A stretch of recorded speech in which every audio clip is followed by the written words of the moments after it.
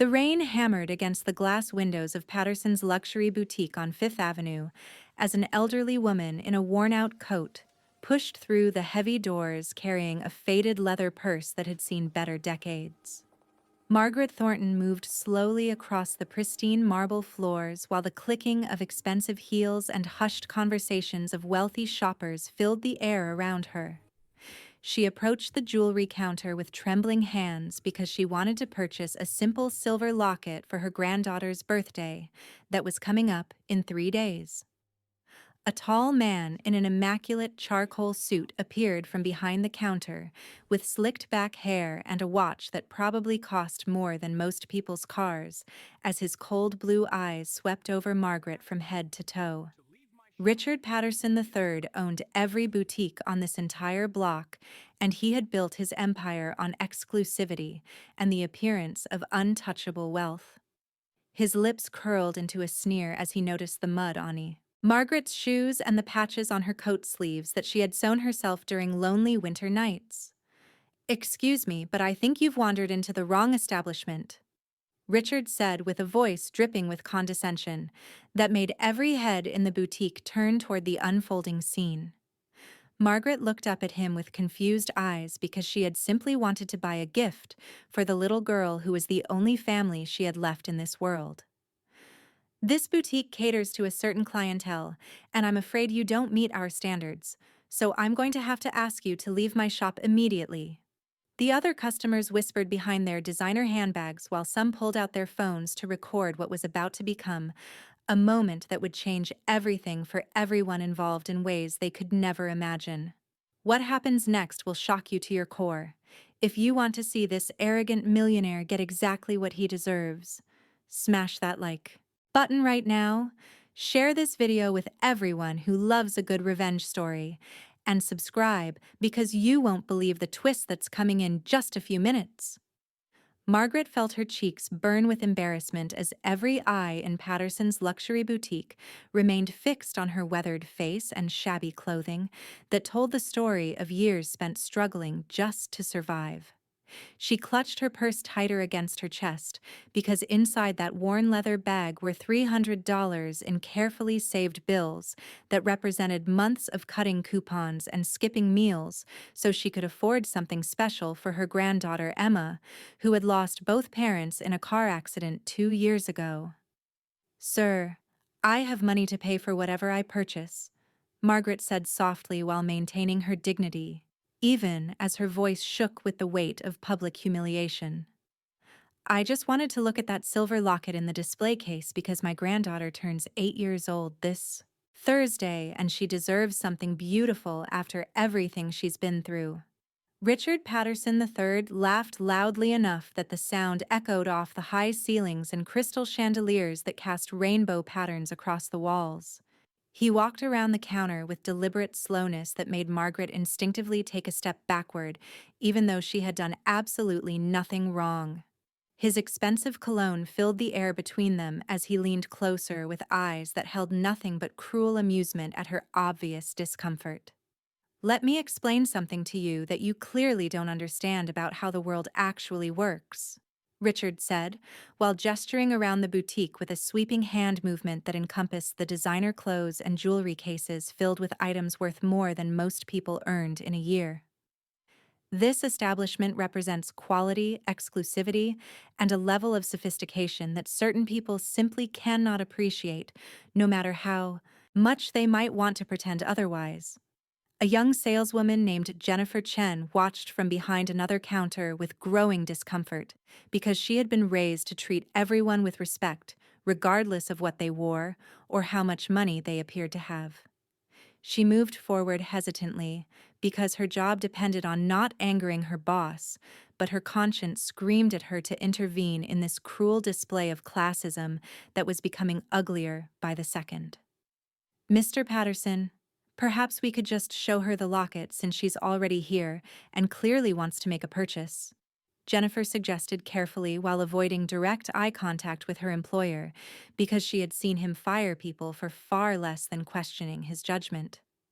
"It would only take a moment, and then we could get back to our other customers who are waiting for assistance." Richard spun toward Jennifer with such sudden fury that she physically flinched and took several steps backward until her spine pressed against the wall behind her. His face had turned an alarming shade of red that clashed with his expensive suit as he pointed one manicured finger directly at his young employee, with enough force that she worried he might actually strike her right there in front of everyone.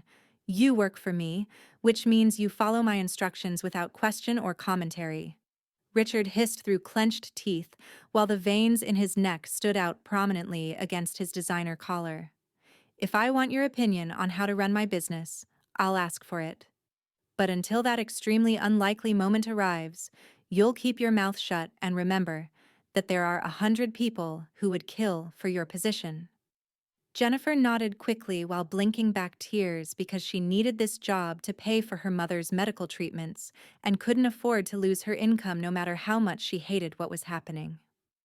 Margaret watched this exchange with growing sadness because she recognized that Richard Patterson III was the kind of man who derived pleasure from wielding power over anyone he perceived as beneath his elevated status. "I think it's time for you to leave now before I call security and have you forcibly removed from my property," Richard said, as he turned his attention back to Margaret with renewed determination to assert his dominance over this situation. "We have actual paying customers who deserve attention, and your presence is making everyone uncomfortable with your shabby appearance and presumptuous attitude." Margaret felt something shift inside her chest as decades of memories flooded through her mind with the force of a tidal wave that threatened to sweep away her composure. She looked around the boutique with new eyes that saw beyond the expensive fixtures and designer merchandise to the bones of a building that held secrets Richard Patterson III had never bothered to investigate.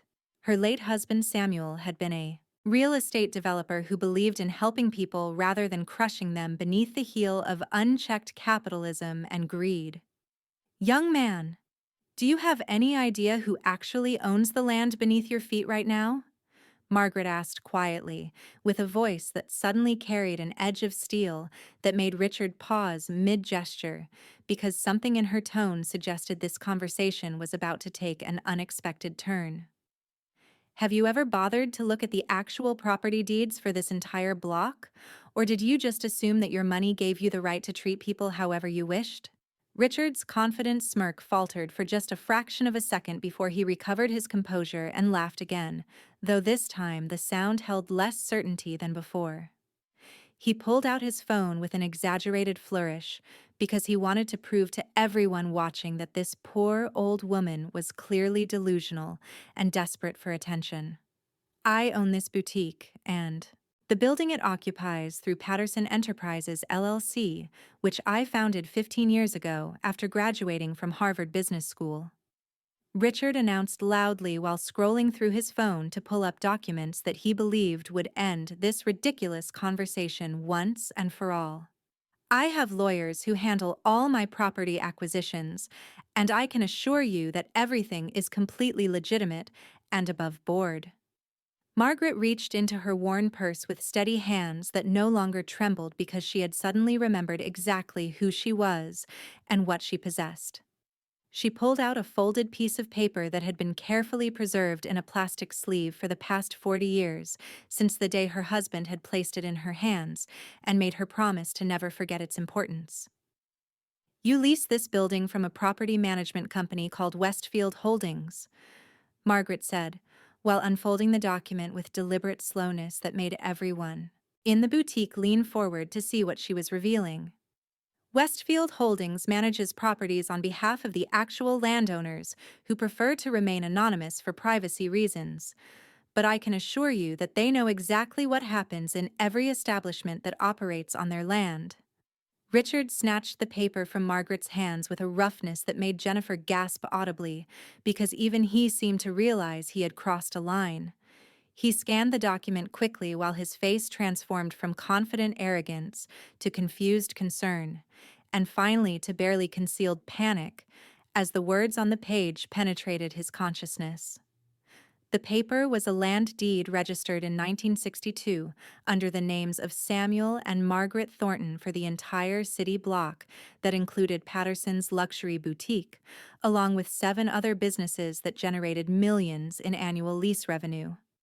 Richard Patterson III stared at the document in his hands while his brain struggled to process information that contradicted everything he thought he knew about his business empire.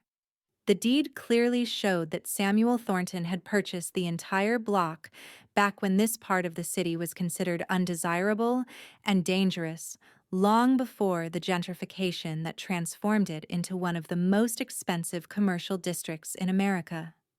Margaret watched his face cycle through various emotions while she waited patiently for the reality to sink in that he had just humiliated and insulted the woman who could destroy his entire livelihood with a single phone call. "This has to be some kind of forgery or mistake," Richard said weakly while his earlier confidence evaporated like morning mist under harsh sunlight.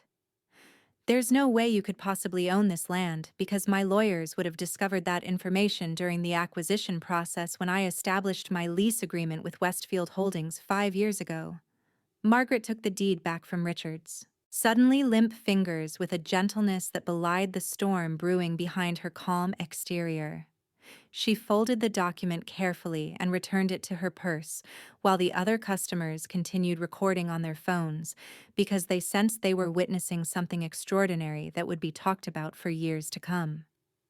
"Your lawyers dealt with property managers who were instructed to keep my identity confidential because my late husband Samuel believed that anonymity was the best protection against people who might try to take advantage of an elderly widow," Margaret explained, while her voice grew stronger with each word. "He made me promise that I would never sell this land, no matter how much money someone offered because he wanted it to remain in our family, and eventually pass to our granddaughter Emma when she came of age." Jennifer Chen moved closer with wide eyes because she was beginning to understand that her horrible boss had made a catastrophic mistake that would have consequences far beyond a simple apology. She had worked at Patterson's luxury boutique for 3 years and had witnessed countless instances of Richard treating people poorly based solely on their appearance or perceived social status. She had always kept silent because she needed the income, but now she found herself hoping that justice would finally catch up with this arrogant man. "Mrs. Thornton, I apologize if I was too hasty in my assessment of the situation," Richard said, while attempting to salvage his position with words that sounded hollow and insincere, even to his own ears. "Perhaps we got off on the wrong foot, and we could start over with a fresh perspective on what just happened here today." Margaret looked at Richard with eyes that had witnessed decades of human behavior both noble and despicable, and she saw through his transparent attempt at manipulation with the clarity that comes from life experience. She thought about her husband Samuel, who had built his fortune by treating everyone with dignity and respect, regardless of their circumstances. She thought about her granddaughter Emma, who would inherit this land someday, and deserved to grow up in a world where kindness mattered more than money. "Mr. Patterson, do you know why my husband Samuel purchased this entire block back in 1962 when everyone else was fleeing to the suburbs?" Margaret asked, while walking slowly toward the window that looked out onto Fifth Avenue, where rain continued to pour from dark clouds overhead. "He grew up in poverty so severe that he sometimes went days without eating, and he never forgot what it felt like to be invisible and worthless in the eyes of people who had more than he did." Richard remained silent because he had no response that wouldn't make him sound even more callous and self-absorbed than he already appeared. The other customers had stopped pretending to shop and were openly watching this drama unfold with the rapt attention usually reserved for blockbuster movies or championship sporting events. Samuel made his fortune in real estate development by building affordable housing for working families who needed a decent place to live, Margaret continued, while her reflection in the window glass showed a woman who looked decades younger than she had when she first walked through the boutique doors. He purchased this commercial block because he wanted to create opportunities for small business owners to thrive without being crushed by impossible rent prices that only benefit wealthy landlords who care about nothing except maximizing profits. Jennifer felt tears running down her cheeks because Margaret's words resonated with her own experiences of struggling to make ends meet while watching rich people treat service workers like disposable objects. She had dreamed of opening her own small jewelry design business someday, but had always believed it was impossible because the startup costs and commercial rents in this city were astronomical. The lease agreements that Westfield Holdings manages on my behalf include clauses that prevent exactly the kind of behavior you displayed here today, Margaret said, as she turned back to face Richard with an expression that made him take an involuntary step backward. Section 7, paragraph 3, specifically states that any business owner who engages in discriminatory practices based on appearance, economic status, or any other protected category will face immediate lease termination without possibility of renewal or appeal. Richard's face had transformed from red to pale white as the full implications of Margaret's statement crashed over him like an avalanche. Patterson's luxury boutique was the flagship of his entire business empire that included 3 other locations across the city. He had invested millions in inventory, fixtures, and marketing to establish his brand as the premier destination for wealthy customers seeking exclusive merchandise. If he lost this Fifth Avenue location, the damage to his reputation would be catastrophic and possibly unrecoverable. Mrs. Thornton, please let me explain that I was simply trying to maintain the standards that my customers have come to expect from Patterson's luxury boutique, Richard said desperately while sweat began to form on his forehead, despite the air conditioning that kept the store at a comfortable 68 degrees. I never intended to discriminate against anyone, and I'm sure we can reach some kind of understanding that works for everyone involved in this unfortunate misunderstanding. Margaret walked back toward the jewelry counter where the silver locket she had originally wanted to see still sat in its display case surrounded by more expensive items that sparkled under the boutique's carefully calibrated lighting. She looked at the simple piece of jewelry that would have cost her nearly everything she had saved over the past few months, and she felt a deep sadness for all the other people who had probably been turned away from this store before they could make their modest purchases.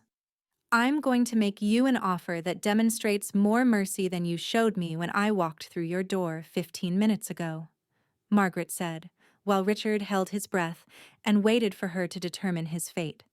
You will sell me that silver locket for exactly the price listed on the tag. You will treat me with the same courtesy you show your wealthiest customers, and you will apologize to your employee Jennifer for threatening her job when she tried to do the right thing. Richard nodded so vigorously that his perfectly styled hair fell across his forehead as he rushed to retrieve the locket from the display case with hands that shook noticeably. He placed the jewelry on the counter with exaggerated care before looking at Jennifer with an expression that might have been remorse but was more likely calculated self-preservation. Jennifer, I apologize for my harsh words earlier, Richard said mechanically while Jennifer stared at him with barely concealed contempt. You were absolutely right to suggest that we assist Mrs. Thornton with her purchase, and I value your input as a member of our team. Margaret opened her purse and counted out the exact amount for the locket, while Richard processed the transaction with more personal attention than he had probably given to any sale in years. He wrapped the jewelry carefully in elegant packaging that included the Patterson's logo and a ribbon that probably cost more than the locket itself. There's one more thing I want you to understand before I leave your establishment today, Margaret said, as Richard handed her the wrapped package with both hands like a peace offering. I'm going to spend the next week visiting every business on this block to see how other property owners treat their customers, regardless of appearance or economic status, and then I'm going to make some decisions about which leases deserve to be renewed when they come up for negotiation. Richard felt his stomach drop because his lease renewal was scheduled for next month, and he had been planning to negotiate for better terms based on the success of his boutique. Now he realized that he would be fortunate if Margaret Thornton allowed him to continue operating at all, given the spectacular display of cruelty and classism she had witnessed today. "I understand completely, Mrs. Thornton," Richard said quietly, while every trace of his earlier arrogance had been stripped away to reveal the insecure man underneath the expensive suit. "I hope you'll find that today's incident was an aberration and not representative of how I typically conduct business in your building." Margaret picked up her wrapped locket and turned toward the door, while every customer in the boutique watched her departure with the same reverence, usually reserved for royalty or celebrities. She paused at the threshold and looked back at Richard one final time with an expression that somehow combined disappointment, pity, and a glimmer of hope that people could change if given proper motivation. "My husband Samuel used to say that you can judge a person's true character by how they treat people who can do nothing for them," Margaret said softly. "I hope you'll think about that in the coming days when you look at yourself in the mirror and decide what kind of man you really want to be." The door closed behind Margaret Thornton with a soft chime that sounded impossibly loud in the absolute silence that filled Patterson's luxury boutique in the wake of her departure. Richard Patterson III stood motionless behind the jewelry counter for what felt like hours, but was probably only 30 seconds before the boutique exploded with conversation as customers rushed to share what they had witnessed. His phone began buzzing incessantly with notifications as videos of the confrontation started appearing on social media platforms, where algorithms quickly identified the content as viral-worthy and pushed it to millions of users across the country. Within an hour, hashtags like "shock, arrogant millionaire," and "ha, karma is real" were trending nationally as people shared their own stories of being mistreated by wealthy business owners who believed money exempted them from basic human decency. Jennifer Chen watched her boss's face cycle through shock, denial, and finally a desperate attempt to control the damage that was spreading across the internet faster than any public relations team could possibly contain. She thought about all the times she had remained silent when Richard humiliated customers or berated employees for minor infractions that wouldn't have mattered to a reasonable person. She thought about her mother struggling with medical bills and her own dreams of entrepreneurship that seemed forever out of reach, in a city designed to favor the already wealthy. "Everyone needs to delete those videos immediately," Richard announced loudly while his voice cracked with barely suppressed panic.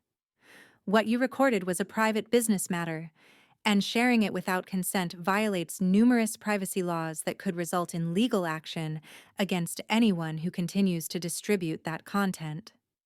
Several customers laughed openly at Richard's transparent attempt to intimidate them into silence, because they all knew that his legal threats were empty bluster from a man who had just been exposed as a hypocrite on a massive scale. One elderly gentleman in an expensive suit approached the counter with a phone displaying the video that already had over 50,000 views and was climbing exponentially. "Young man, I've been shopping at this boutique for 3 years because I appreciated the quality of your merchandise," the gentleman said while his tone conveyed profound disappointment. "I just emailed my entire contact list to recommend they take their business elsewhere because I refuse to support an establishment that treats human beings like disposable objects based solely on their appearance." Richard opened his mouth to respond, but no words emerged because he finally understood that he had crossed a line from which there was no return. His boutique had been built on reputation and exclusivity, but now that carefully cultivated image was crumbling in real time as former admirers became vocal critics, who would ensure his name became synonymous with classism and cruelty. Over the next 3 days, Richard watched helplessly as his business collapsed, with a speed that would have been impressive if it wasn't so completely devastating. Major suppliers canceled contracts because they didn't want their brands associated with the negativity surrounding Patterson's luxury boutique. Wealthy customers who had previously competed for appointments now publicly denounced him on social media while sharing their own experiences of witnessing questionable behavior they had previously ignored. Local news stations ran segments about the incident that sparked broader conversations about how service workers were treated by entitled employers who viewed them as less than human. Jennifer Chen received calls from 3 different boutique owners who had seen the video and wanted to offer her management positions at their establishments because they were impressed by her courage in standing up to Richard despite the risk to her employment. She accepted a position at a jewelry store owned by a woman who had built her business on principles of fairness and respect that aligned with Jennifer's own values. On her last day at Patterson's luxury boutique, she walked into Richard's office to officially tender her resignation and found him sitting at his desk staring at financial reports that showed a 70% decline in revenue since the incident. "I'm leaving effective immediately because I can't continue working for someone who treats people the way you treated Mrs. Thornton," Jennifer said while placing her employee badge on Richard's desk with a sense of liberation she hadn't felt in years. "I hope you eventually understand that your behavior didn't just cost you a business, it revealed something broken inside you that money can never fix." Richard looked up at Jennifer with red-rimmed eyes that suggested he hadn't slept properly in days, as the stress of watching his empire crumble took its toll on his physical and mental health. He wanted to say something defensive or dismissive, but he was too exhausted to maintain the facade any longer. "Do you think she'll really terminate my lease next month?" Richard asked quietly with a vulnerability that Jennifer had never witnessed during her entire time working for him. "I've lost almost everything already, but if I lose this location, I'll have nothing left except debt and a destroyed reputation that will follow me for the rest of my life." Jennifer felt a flicker of sympathy for Richard despite everything he had done, because she could see that he was finally experiencing consequences for years of treating people poorly. She thought about what Margaret Thornton had said about judging character by how people treat those who can do nothing for them, and she wondered if Richard was capable of genuine change, or if this was just temporary remorse that would disappear once the immediate crisis passed. "That's not my decision to make. But if I were you, I'd spend less time worrying about your lease and more time figuring out how to become the kind of person who deserves a second chance," Jennifer said before turning and walking out of the office for the final time. Richard sat alone in his office, surrounded by the trappings of success that suddenly felt hollow and meaningless as he contemplated a future that looked very different from the one he had imagined just 1 week ago. His phone buzzed with another notification, and he reluctantly checked the screen to find an email from Westfield Holdings Property Management requesting his presence at a meeting scheduled for the following morning to discuss his lease situation. That night, Richard drove to a modest neighborhood on the outskirts of the city where property records indicated Margaret Thornton had lived for the past 40 years in the same small house she and Samuel had purchased when they were newlyweds. He sat in his car across the street for nearly an hour before finally gathering the courage to walk up the cracked sidewalk and knock on the front door that badly needed a fresh coat of paint. Margaret answered the door wearing a simple house dress and reading glasses that hung from a chain around her neck as she squinted at the unexpected visitor standing on her porch. Recognition dawned in her eyes, and she started to close the door before Richard raised both hands in a gesture of surrender and supplication. "Mrs. Thornton, please give me just 5 minutes to say something I should have said the moment you walked into my boutique last week," Richard said urgently while his voice carried none of the arrogance that had defined their first encounter. "I know I don't deserve your time or consideration, but I'm asking you to show me the same mercy you offered when you allowed me to sell you that locket instead of immediately terminating my lease." Margaret studied Richard's face with the careful attention of someone who had learned to recognize sincerity through decades of experience with both honest people and skilled manipulators. She saw exhaustion, fear, and what might have been genuine remorse in his eyes, though she knew that desperation sometimes resembled redemption until you looked closer at the underlying motivations. "You have 5 minutes starting now," Margaret said, as she opened the door wider and gestured for Richard to enter her modest home that stood in stark contrast to the luxury he surrounded himself with every day. Richard stepped into a living room filled with comfortable but worn furniture, family photographs spanning decades, and the kind of warm atmosphere that money couldn't buy, no matter how many interior designers you hired. He saw the silver locket he had sold Margaret sitting in a place of honor on the mantelpiece next to a photo of a young girl who must have been her granddaughter, Emma. I came here to apologize not because I want you to renew my lease, but because I need you to know that I finally understand what my behavior cost you beyond just the humiliation you experienced. Richard said while his voice shook with emotion that seemed authentic rather than calculated. You came to my boutique to buy something special for your granddaughter, and instead of helping you create a happy memory, I turned it into something painful that you'll probably never forget no matter how much time passes. Margaret sat down in a well-used armchair and gestured for Richard to take the sofa across from her, while she waited to hear whether he had anything more substantial to offer than empty words of regret. She had heard countless apologies over the years from people who were sorry they got caught rather than sorry for what they had done, and she possessed a finely tuned ability to distinguish between the two. My husband Samuel came from nothing, and he built his fortune by recognizing potential in people and places that others had written off as worthless, Margaret said, while her eyes grew distant with memories. He purchased that block of commercial property because he believed that everyone deserved a chance to succeed regardless of where they started in life, and he made me promise to honor that vision after he passed away.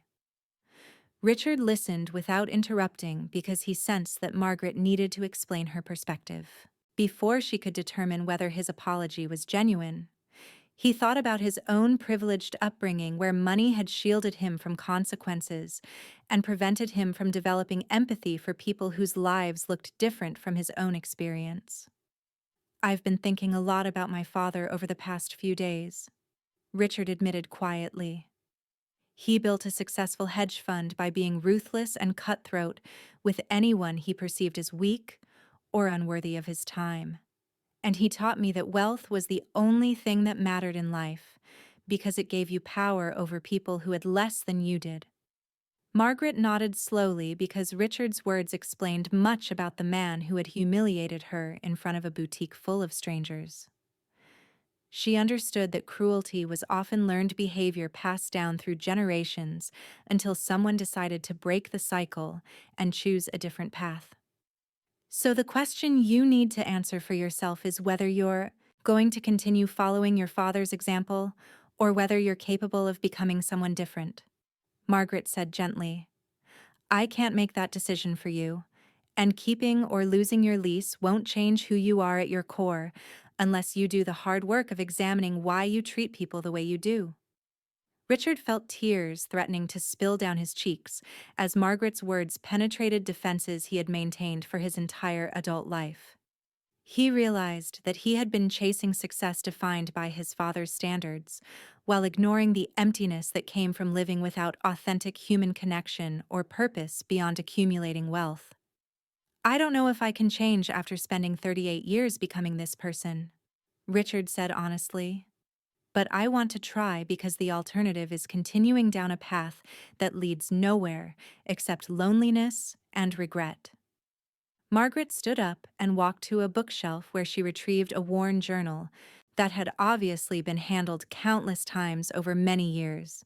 She opened to a page marked with a faded ribbon and read aloud words that Samuel had written decades ago about the responsibility that comes with wealth and property ownership. Samuel wrote that money is simply a tool that amplifies whatever already exists in a person's character. Margaret read, while her voice carried the love she still felt for her late husband after all these years. If you're generous and kind, money allows you to help more people. But if you're selfish and cruel, money just gives you greater capacity to cause harm and suffering. She closed the journal and looked at Richard with an expression that combined firmness with unexpected compassion. She made a decision that would surprise everyone who had watched the viral video and assumed she would exact maximum revenge against the man who had humiliated her. I'm going to renew your lease under several non-negotiable conditions that will be added to the agreement, Margaret said, while Richard's eyes widened with shock and relief. You will implement a mandatory training program for all employees about treating customers with dignity regardless of appearance. You will establish a scholarship fund for young people from disadvantaged backgrounds who want to enter the retail industry. And you will spend 1 day per month volunteering at a nonprofit organization that serves people experiencing poverty or homelessness. Richard nodded eagerly while understanding that Margaret was offering him something far more valuable than just a lease renewal. She was giving him a structured path toward becoming a better human being with built-in accountability to ensure he followed through on his transformation rather than reverting to old patterns once the crisis passed. There's one more condition that might be the most difficult for you to accept, Margaret continued.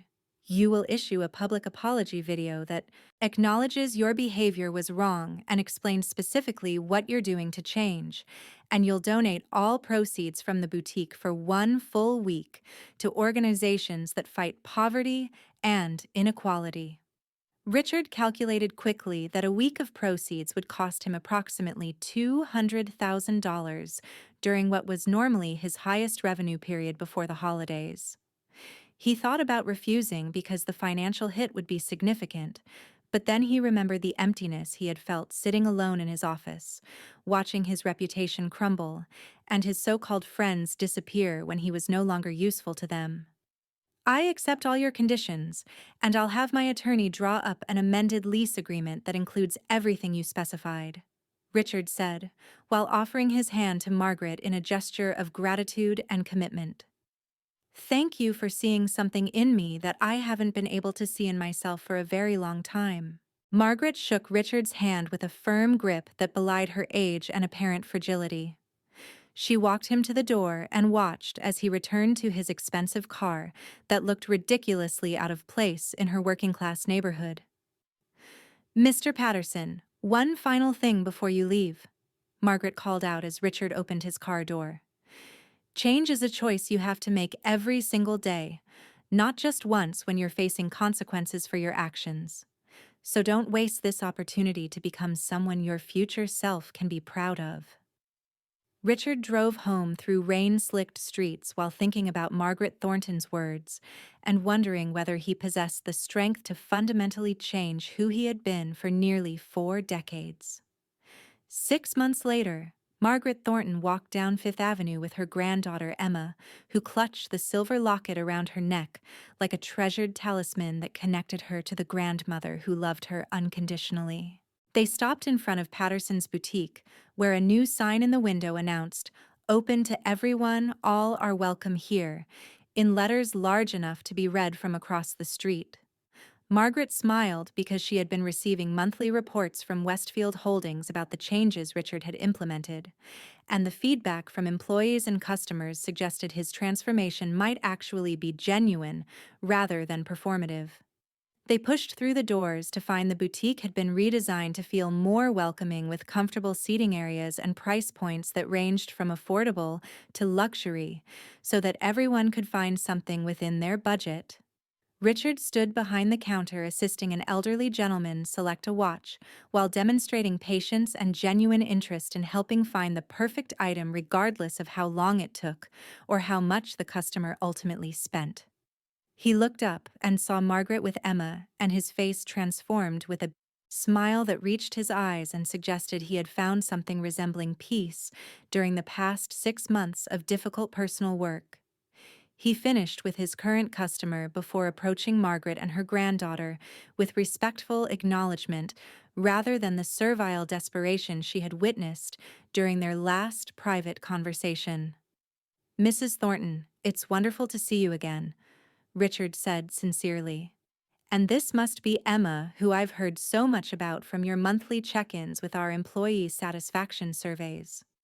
Emma looked up at the tall man who her grandmother had told her about during their bedtime story sessions that always included lessons about forgiveness, second chances, and the importance of treating everyone with kindness. She noticed that his eyes looked different from the video she had seen on her grandmother's phone, softer somehow, and less scary than the angry man who had said mean things.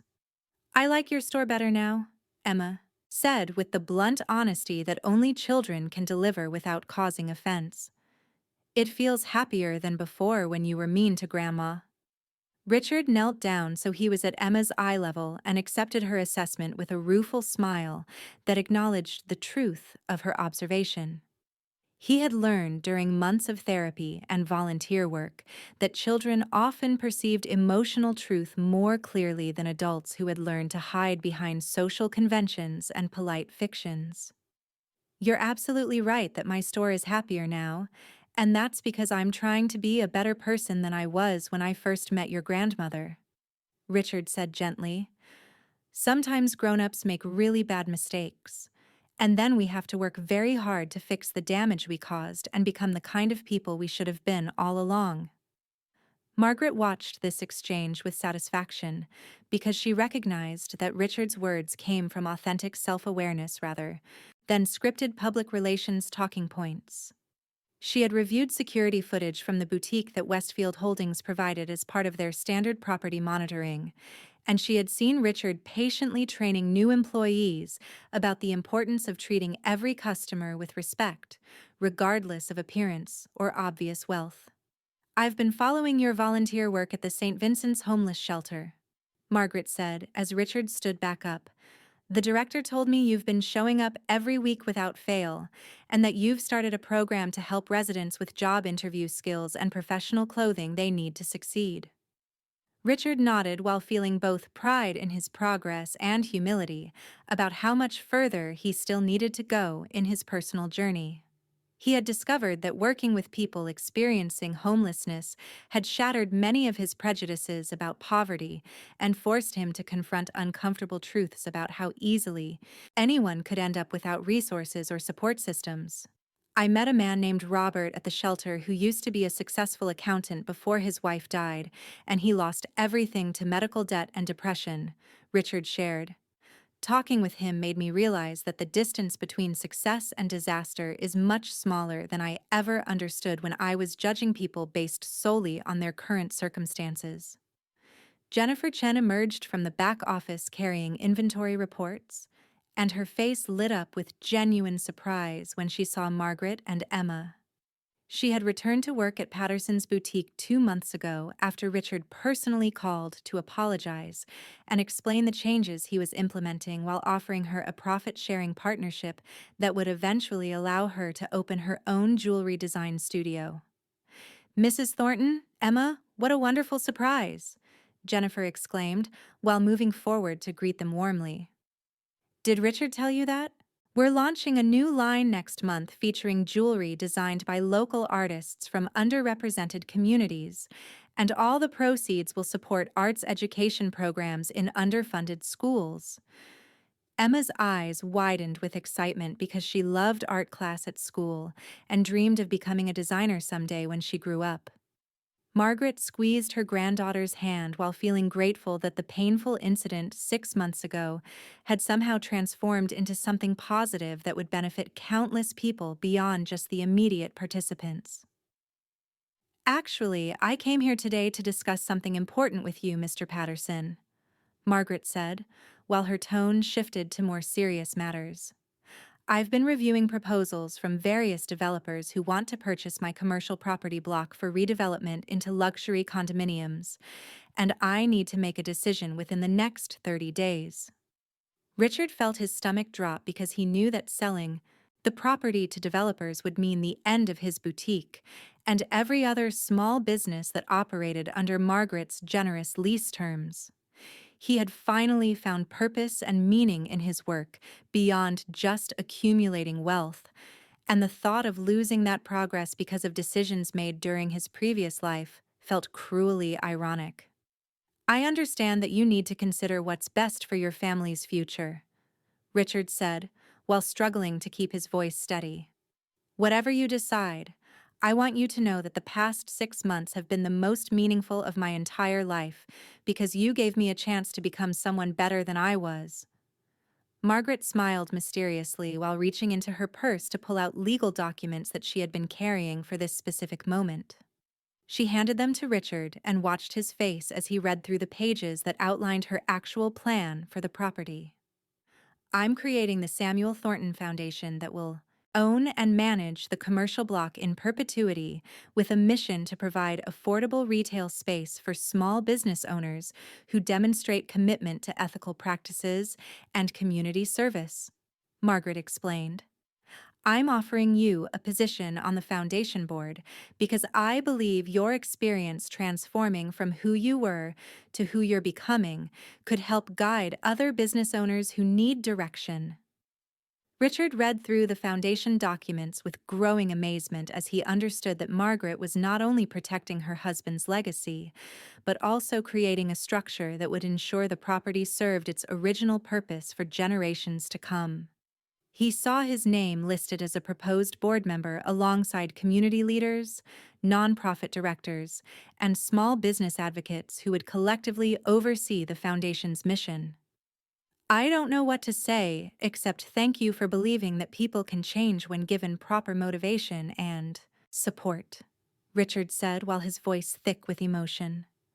I promise I'll work every day to deserve the trust you're placing in me.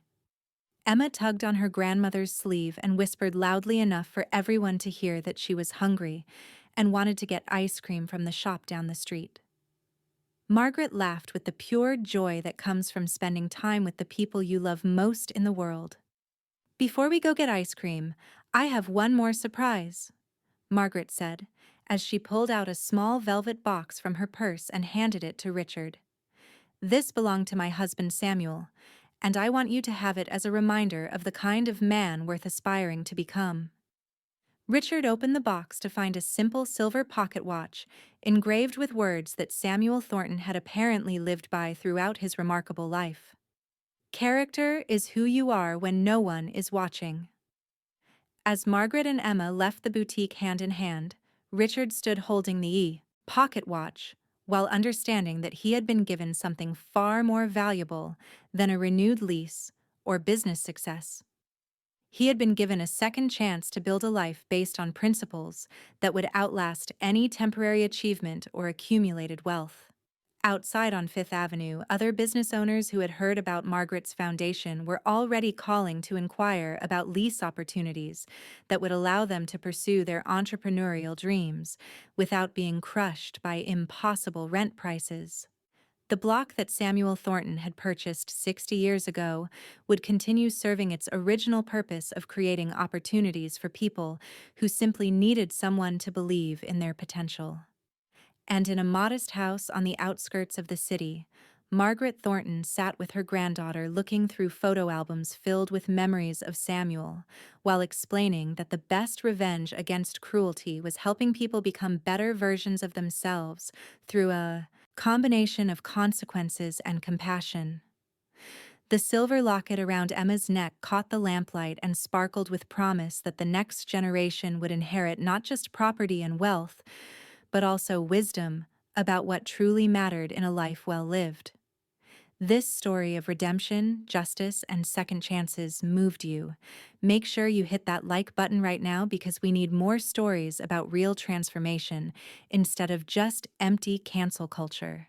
Share this video with everyone who needs to remember that people can change when given the right motivation and support.